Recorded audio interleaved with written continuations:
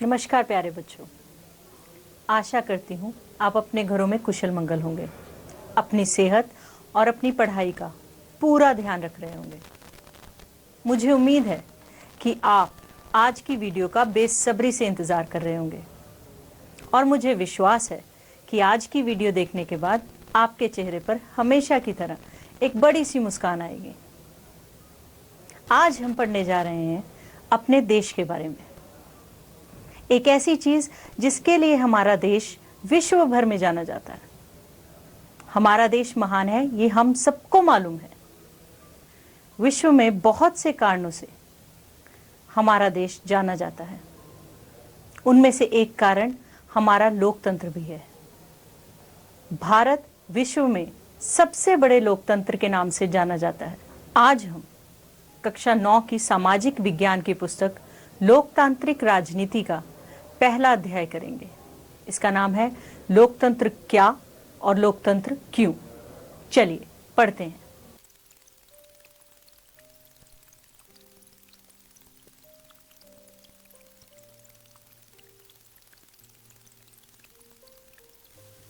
बच्चों, इस पाठ में हमारा उद्देश्य किसी भी सरकार के लोकतांत्रिक होने की न्यूनतम विशेषताओं को चिन्हित करता है। यह अध्याय पढ़ लेने के बाद हम लोकतांत्रिक और गैर लोकतांत्रिक शासन में अंतर कर सकते हैं। आपकी पुस्तक में एक मेधावी छात्रा मेरी की आपत्ति पर गौर किया गया है। वह लोकतंत्र को परिभाषित करने के इस तरीके को पसंद नहीं करती और कुछ बुनियादी सवाल पूछना चाहती है। उसकी अध्यापिका लिटिल मिटिल्डा लिंगडो ने उसके सवाल का जवाब देना शुरू किया तो कक्षा की अन्य छात्राएं भी इस चर्चा में भाग लेने लगी। बच्चों, मैरी को ये तरीका ठीक नहीं लगा कि पहले उसने लोकतांत्रिक व्यवस्थाओं के बारे में पढ़ा और अब इस अध्याय में लोकतंत्र का मतलब जानने की कोशिश कर रही है। उसके कहने का मतलब ये है कि पहले वाले अध्याय को अब पढ़ना चाहिए था और इस अध्याय को पहले पढ़ना चाहिए था। पर लिंगडो मैडम बोलती हैं कि हमें परिभाषा की जरूरत तभी पड़ती है जब हमें किसी शब्द का उपयोग करने में परेशानी होती है। हमें बारिश की परिभाषा की जरूरत तभी होती है जब हमें बूंदाबांदी और बादल फटने जैसी स्थिति और सामान्य बरसात में फर्क करना हो। लोकतंत्र पर यही बात लागू होती है। हमें इसके लिए भी स्पष्ट परिभाषा की जरूरत है, क्योंकि लोग इस शब्द का प्रयोग अलग अलग अर्थों के लिए करते हैं। बहुत अलग अलग तरह की सरकारें भी खुद को लोकतांत्रिक ही कहती हैं। सरकारों की कुछ सामान्य विशेषताएं: लोकतांत्रिक सरकारें और गैर लोकतांत्रिक सरकारें। बच्चों, सभी लोकतांत्रिक व्यवस्थाओं की पहचान के लिए एक बहुत ही सरल पैमाना था।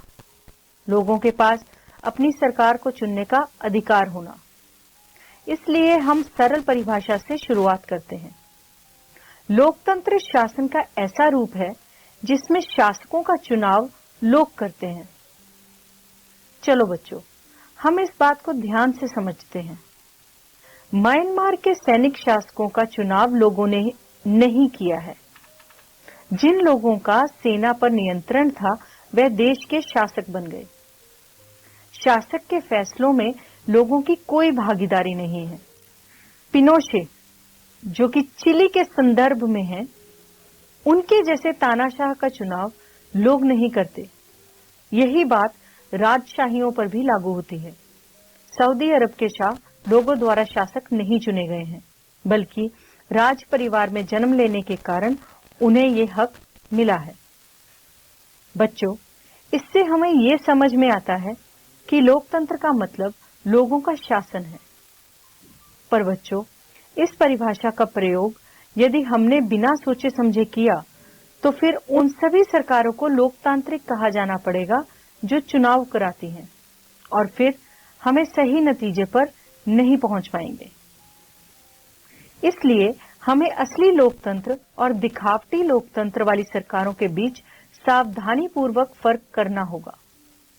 यह काम हम तभी कर पाएंगे जब हम इस परिभाषा के एक एक शब्द को सावधानी से समझेंगे और लोकतांत्रिक सरकार की विशेषताओं को जानेंगे। चलिए अब हम लोकतंत्र की विशेषताओं के बारे में पढ़ेंगे। हमने पढ़ा कि लोकतंत्र शासन का एक रूप है जिसमें जनता शासकों का चुनाव करती है। पर बच्चों, इससे अनेक सवाल उठ खड़े होते हैं, जैसे कि इस परिभाषा के अनुसार शासक कौन है? किस सरकार को लोकतांत्रिक कहे जाने के लिए उसके किन अधिकारियों का चुना होना आवश्यक है? लोकतंत्र में कौन कौन से फैसले हैं जो बिना चुने हुए अधिकारी भी ले सकते हैं? किस तरह के चुनाव को लोकतांत्रिक चुनाव कहते हैं? किस चुनाव को लोकतांत्रिक कहने के लिए किन शर्तों का पूरा किया जाना जरूरी है?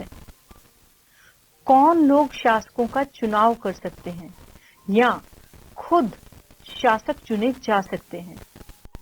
क्या इसमें प्रत्येक नागरिक का बराबरी की हैसियत से भाग लेना जरूरी है? क्या कोई लोकतांत्रिक व्यवस्था अपने कुछ नागरिकों को इस अधिकार से वंचित कर सकती है? सरकार के किस स्वरूप को लोकतांत्रिक कहेंगे? क्या चुने हुए शासक लोकतंत्र में अपनी मर्जी से सब कुछ कर सकते हैं या लोकतांत्रिक सरकार के लिए कुछ लक्ष्मण रेखाओं में बंधकर काम करना जरूरी है? क्या लोकतांत्रिक शासन व्यवस्था को नागरिकों की कुछ अधिकारों का आदर करना चाहिए? हम कुछ उदाहरणों के साथ इन सब पर बारी बारी से विचार करेंगे। अब हम बात करेंगे ऐसी जगहों की जहां पर प्रमुख फैसले लेने का हक किसको था और निर्वाचित नेताओं के हाथ में कौन से फैसले थे। बच्चों, पाकिस्तान में जनरल परवेज मुशर्रफ ने अक्टूबर 1999 में सैनिक तख्तापलट की अगुवाई की। उन्होंने लोकतांत्रिक ढंग से चुनी हुई सरकार को उखाड़ फेंका और खुद को देश का मुख्य कार्यकारी घोषित किया। बच्चों, बाद में उन्होंने खुद को राष्ट्रपति घोषित किया और 2002 में एक जनमत संग्रह कराकर अपना कार्यकाल 5 साल के लिए बढ़वा लिया। पाकिस्तान मीडिया, मानवाधिकार संगठन और लोकतंत्र के लिए काम करने वालों ने आरोप लगाया कि जनमत संग्रह एक धोखाधड़ी है और इसमें बड़े पैमाने पर गड़बड़ी की गई है। अगस्त 2002 में उन्होंने लीगल फ्रेमवर्क ऑर्डर के जरिए पाकिस्तान के संविधान को बदल डाला। इस ऑर्डर के अनुसार राष्ट्रपति राष्ट्रीय और प्रांतीय असेंबलियों को भंग कर सकता है। मंत्रिपरिषद के कामकाज पर एक राष्ट्रीय सुरक्षा परिषद की निगरानी रहती है, जिसके ज्यादातर सदस्य फौजी अधिकारी हैं। इस कानून के पास हो जाने के बाद राष्ट्रीय और प्रांतीय असेंबलियों के लिए चुनाव कराए गए। इस प्रकार पाकिस्तान में भी चुनाव हुए। चुने हुए प्रतिनिधियों को कुछ अधिकार भी मिले, लेकिन सर्वोच्च सत्ता सेना के अधिकारियों और जनरल परवेज मुशर्रफ के पास ही थी। बच्चों, पाकिस्तान के लोगों ने अपने शासकों का चुनाव किया है। क्या सच में किया है? हम ऐसा नहीं कह सकते। लोगों ने राष्ट्रीय और प्रांतीय असेंबलियों के लिए अपने प्रतिनिधियों का चुनाव किया है, लेकिन चुने हुए प्रतिनिधि वास्तविक शासक नहीं थे। अंतिम फैसला सेना के अधिकारियों और जनरल परवेज मुशर्रफ के हाथ में ही था, जो जनता द्वारा नहीं चुने गए थे। ऐसा तानाशाही और राजशाही वाली अनेक शासन व्यवस्थाओं में होता है। वहां औपचारिक रूप से चुनी हुई संसद और सरकार तो होती है, पर असली सत्ता उन लोगों के हाथ में होती है जिन्हें जनता नहीं चुनती। कुछ देशों में असली ताकत विदेशी शक्तियों के हाथ में रहती है, ना कि चुने हुए प्रतिनिधियों के हाथ में। इसे लोगों का शासन नहीं कहा जा सकता। बच्चों, इससे हम लोकतांत्रिक शासन व्यवस्था की पहली विशेषता पर पहुंचते हैं कि बच्चों, लोकतंत्र में अंतिम निर्णय लेने की शक्ति लोगों द्वारा चुने हुए प्रतिनिधियों के पास ही होनी चाहिए। अब हम बात करेंगे स्वतंत्र और निष्पक्ष चुनावी मुकाबलों की। बच्चों, चीन की संसद को क्वांगो रेमिन दाई व्याओ डाहुई, जिसे हिंदी में राष्ट्रीय जन संसद कहते हैं, कहा जाता है। चीन की संसद के लिए प्रति 5 वर्ष बाद नियमित रूप से चुनाव होते हैं। इस संसद को देश का राष्ट्रपति नियुक्त करने का अधिकार है। इसमें पूरे चीन से करीब 3000 सदस्य आते हैं। कुछ सदस्यों का चुनाव सेना भी करती है। चुनाव लड़ने से पहले सभी उम्मीदवारों को चीनी कम्युनिस्ट पार्टी से मंजूरी लेनी पड़ती है। सरकारी स्कूलों के अध्यापक अपने छात्र छात्राओं के माँ बाप से PRI के लिए वोट देने को कहते थे। मीडिया भी जब तब विपक्षी दलों की आलोचना करने के अलावा उनकी गतिविधियों को नजरअंदाज ही करती थी। कई बार एकदम अंतिम क्षणों में मतदान केंद्रों को एक जगह से हटाकर दूसरी जगह कर दिया जाता था, जिससे अनेक लोग वोट नहीं डाल पाते थे।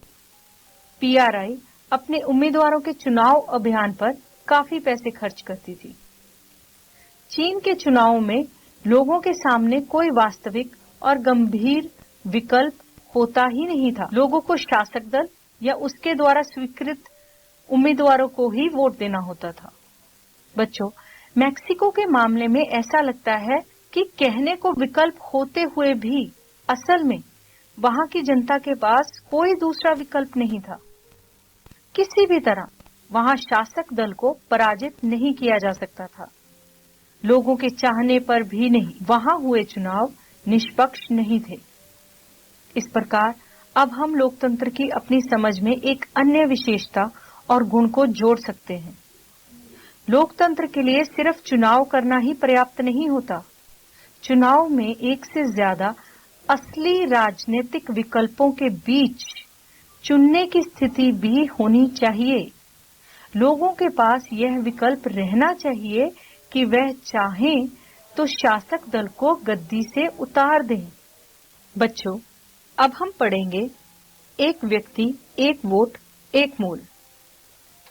इससे पहले हमने पढ़ा कि किस तरह लोकतंत्र के लिए होने वाला संघर्ष सार्वभौमिक वयस्क मताधिकार से जुड़ा था।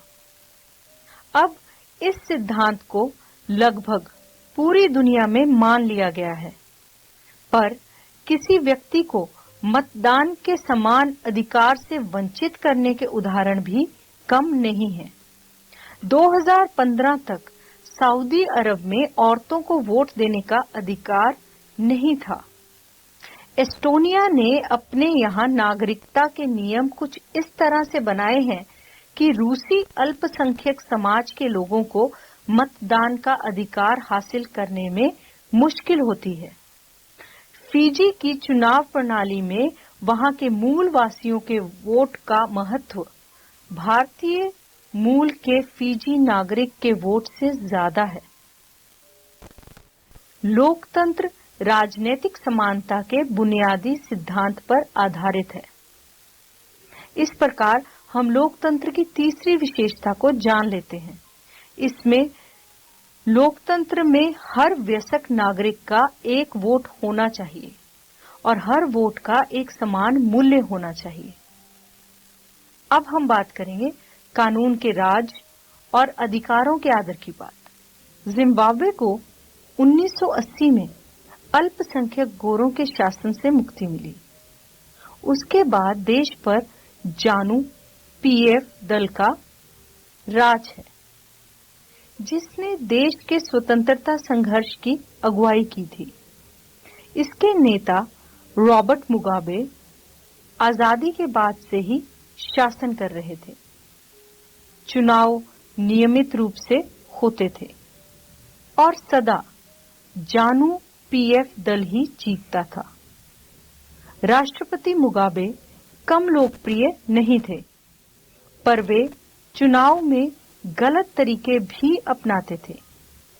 आजादी के बाद से उनकी सरकार ने कई बार संविधान में बदलाव करके राष्ट्रपति के अधिकारों को बढ़ाया और उसकी जवाबदेही को कम किया। जिम्बाब्वे का उदाहरण बताते हुए शासकों के लिए बार-बार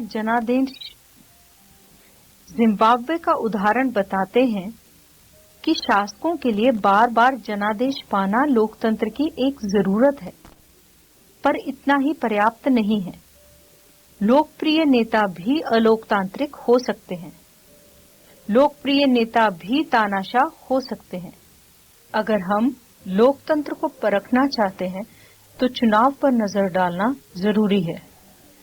बच्चों, इस प्रकार हम लोकतंत्र की चौथी और अंतिम विशेषता को रेखांकित कर सकते हैं। एक लोकतांत्रिक सरकार संवैधानिक कानूनों और नागरिक अधिकारों द्वारा खींची गई लक्ष्मण रेखाओं के भीतर ही काम करती है। हमने लोकतंत्र की सरल सी भाषा से बात शुरू की कि लोकतंत्र सरकार का ऐसा रूप है जिसमें शासकों का चुनाव लोग करते हैं। अनेक उदाहरणों के जरिए हमने शासन के एक तरीके के रूप में लोकतंत्र की 4 विशेषताओं को रेखांकित किया। इनके अनुसार लोकतंत्र शासन का ऐसा रूप है जिसमें लोगों द्वारा चुने गए शासक ही सारे प्रमुख फैसले करते हैं। चुनाव लोगों के लिए निष्पक्ष अवसर और इतने विकल्प उपलब्ध कराता है कि यह चाहे तो मौजूदा शासकों को बदल सकते हैं। यह विकल्प और अवसर सभी लोगों को समान रूप से उपलब्ध हो। और चौथा, इस चुनाव से बनी सरकार संविधान द्वारा तय बुनियादी कानूनों और नागरिक अधिकारों के दायरे को मानती हुई काम करती रहे। बच्चों, मैक्सिको के मामले में ऐसा लगता है कि कहने को विकल्प होते हुए भी असल में वहां की जनता के पास कोई दूसरा विकल्प नहीं था। किसी भी तरह वहां शासक दल को पराजित नहीं किया जा सकता था। लोगों के चाहने पर भी नहीं। वहां हुए चुनाव निष्पक्ष नहीं थे। इस प्रकार अब हम लोकतंत्र की अपनी समझ में एक अन्य विशेषता और गुण को जोड़ सकते हैं। लोकतंत्र के लिए सिर्फ चुनाव करना ही पर्याप्त नहीं होता। चुनाव में एक से ज्यादा असली राजनीतिक विकल्पों के बीच चुनने की स्थिति भी होनी चाहिए। लोगों के पास यह विकल्प रहना चाहिए कि वह चाहें तो शासक दल को गद्दी से उतार दें। बच्चों, चीन में 1958 से लेकर 1961 के दौरान बड़ा अकाल विश्व इतिहास का अब तक ज्ञात सबसे भयावह अकाल था। इसमें करीब 3 करोड़ लोग भूख से मरे। उन दिनों भारत की आर्थिक स्थिति चीन से कोई बहुत अच्छी नहीं थी। फिर भी भारत में चीन के समान अकाल और भूखमरी की स्थिति नहीं आई। अर्थशास्त्रियों का मानना है कि ऐसा दोनों देशों की सरकारी नीतियों के अंतर के कारण हुआ। भारत में लोकतांत्रिक व्यवस्था होने से भारत सरकार ने खाद्य सुरक्षा के मामले में जिस तरह से काम किया, वैसा करने की जरूरत चीनी सरकार ने महसूस नहीं की। अर्थशास्त्रियों का कहना है कि किसी भी स्वतंत्र और लोकतांत्रिक देश में कभी भी बड़ा अकाल और बड़ी संख्या में भूखमरी हो सकती है। अगर चीन में भी बहुदलीय चुनाव व्यवस्था होती, विपक्षी दल सरकार, स्वतंत्र मीडिया होते, तो इतने सारे लोग भूख से नहीं मर सकते थे। यह उदाहरण लोकतंत्र को सर्वश्रेष्ठ शासन पद्धति बताने वाली विशेषताओं में से एक को बहुत स्पष्ट ढंग से सामने लाता है। बच्चों, लोगों की जरूरत के अनुसार आचरण करने के मामले में लोकतांत्रिक शासन प्रणाली किसी भी अन्य प्रणाली से बेहतर है। गैर लोकतांत्रिक सरकार लोगों की जरूरतों पर ध्यान भी दे सकती है और नहीं भी दे सकती है।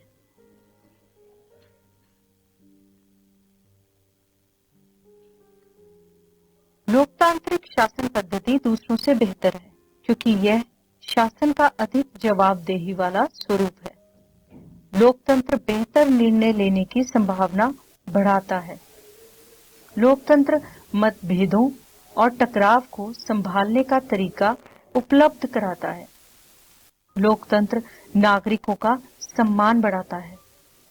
लोकतांत्रिक व्यवस्था दूसरों से बेहतर है क्योंकि इसमें हमें अपनी गलती ठीक करने का अवसर भी मिलता है। बच्चों, इस अध्याय में हमने लोकतंत्र की सीमित और विवरणात्मक शैली में चर्चा की। हमने शासन के एक स्वरूप के तौर पर लोकतंत्र को समझा। लोकतंत्र की इस प्रकार की व्याख्या हमें उन न्यूनतम विशेषताओं या गुणों की पहचान कराती है जो लोकतंत्र की जरूरत है। हमारे समय में लोकतंत्र का सबसे आम रूप में प्रतिनिधित्व वाला लोकतंत्र, हम जिन देशों में लोकतंत्र होने की बात करते हैं वहां सभी लोग शासन नहीं चलाते। सभी लोगों की तरफ से बहुमत के फैसले लेने का अधिकार नहीं होता। यह बहुमत भी स्वयं शासन नहीं चलाता। बहुमत का शासन भी चुने हुए प्रतिनिधियों के माध्यम से होता है। यह जरूरी हो जाता है क्योंकि आधुनिक लोकतांत्रिक शासन व्यवस्था में इतने अधिक लोग हैं कि हर बात के लिए सबको साथ बैठाकर सामूहिक फैसला कर पाना संभव नहीं हो पाता। अगर यह संभव हो तब भी हर एक नागरिक के पास हर फैसले में भाग लेने का समय, इच्छा या योग्यता या फिर कौशल नहीं हो सकता। इससे हमें लोकतंत्र की स्पष्ट लेकिन न्यूनतम जरूरी समझ मिलती है। इस स्पष्टता से हमें लोकतांत्रिक और अलोकतांत्रिक सरकारों में अंतर करने में मदद मिलती है। लेकिन इससे हमें एक सामान्य लोकतंत्र और एक अच्छे लोकतंत्र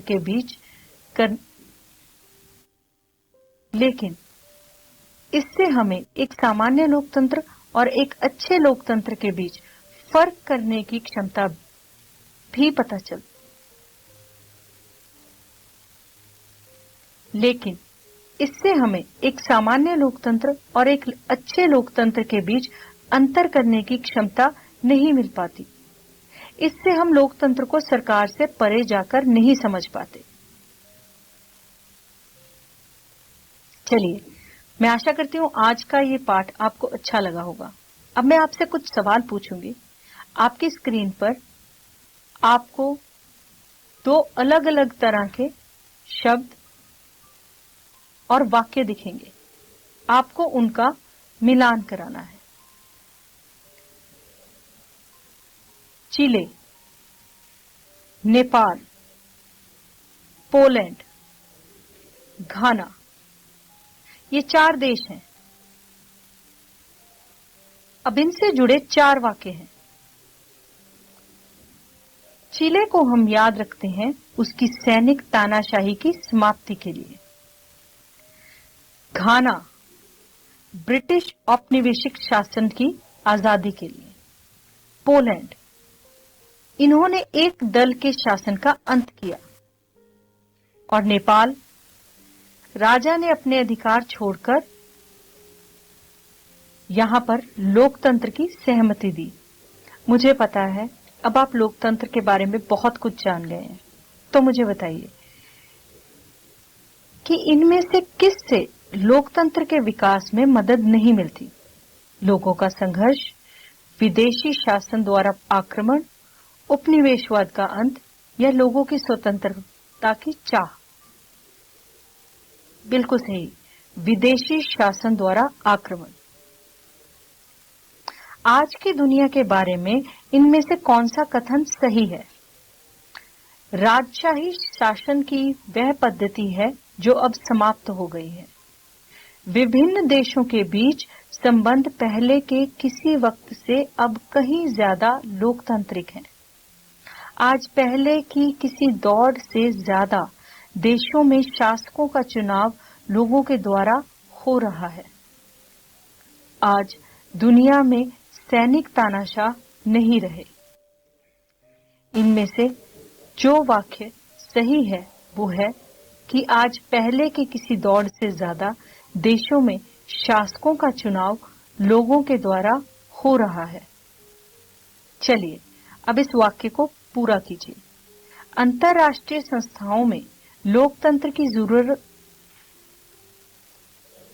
चलो अब इस वाक्य को पूरा कीजिए। अंतरराष्ट्रीय संस्थाओं में लोकतंत्र की जरूरत है ताकि अमीर देशों की बातों का ज्यादा वजन हो, विभिन्न देशों की बातों का वजन उनकी सैन्य शक्ति के अनुपात में हो, देशों को उनकी आबादी के अनुपात में सम्मान मिले, दुनिया के सभी देशों के साथ समान व्यवहार हो। बिल्कुल सही उत्तर। अंतरराष्ट्रीय संस्थाओं में लोकतंत्र की जरूरत इसलिए है ताकि दुनिया के सभी देशों के साथ समान व्यवहार हो। तो कैसा लगा आज का वीडियो? हो रहा है ना अपने देश पे गर्व? विश्व के जाने माने देशों में लोकतंत्र के नाम पे क्या हो रहा है वो जानने के बाद भारत विश्व में सबसे बड़ा लोकतंत्र है, ये कथन बिल्कुल सही है। बड़ा और सबसे अच्छा। चलिए मिलेंगे एक नई वीडियो के साथ बहुत ही जल्द। तब तक के लिए सुरक्षित रहिए, स्वस्थ रहिए और पढ़ते रहिए। नमस्कार।